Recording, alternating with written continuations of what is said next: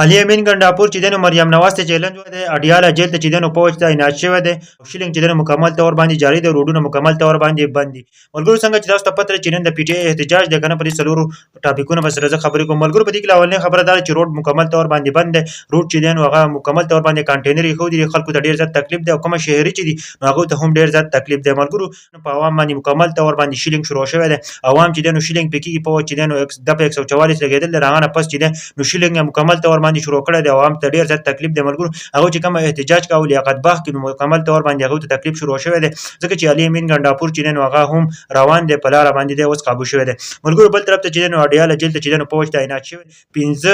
15 ډالۍ چې نو هغه ته تعینات شوی دی د دې وجنه چې علي امین ګنډاپور دی روان دي سینې چې عمران خان د جیل نه بهر کی ځکه چې حکومت ډیر زیات یریږي او ډیر زیات رینجر چې نو د اډیاله جیل مخې ته اوس ولاړ دي کنه چې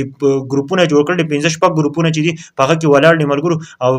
ځکه چې دی وجنه چې علي امین ګنډاپور دی راځي چې کوم احتجاج کوي د دې لپاره چې عمران خان راشي او بل طرف ته چې د علي امین ګنډاپور چې د مریم نواز ته چې د چیلنج ورکړی دی وایي زه چې د اټک پل چې د په دویم پیر باندې کراس کو چې ته څه کولای شې نو هغه وکړه کنه او ته اجازه ته وسو ځکه چې تاسو صوبې ته داخل شوم ځکه چې زما چې کوم صوبه باندې حکومت دی نو هغه نه ته زه رالم او تاسو ماته چیلنج راکړی نو زه نن رالم چې ته څه کوې نو هغه وکړه د پنجاب حکومت ته دا خبره کړله ملګرو تاسو ته پته چې حالات مکمل تور باندې بل شان دي کنه ځکه چې شیلینګ هم شروع شوی دی او هر څه بند دي کنه احتجاج شروع دی او علي امین ګنډاپور چې د هغه هم نږدې دی ملګرو دغه نه پس چې د 144 لګیدل نو د ټولو پکې گرفتاری هم هغه چې نو امکان نه ملګرو بل طرف ته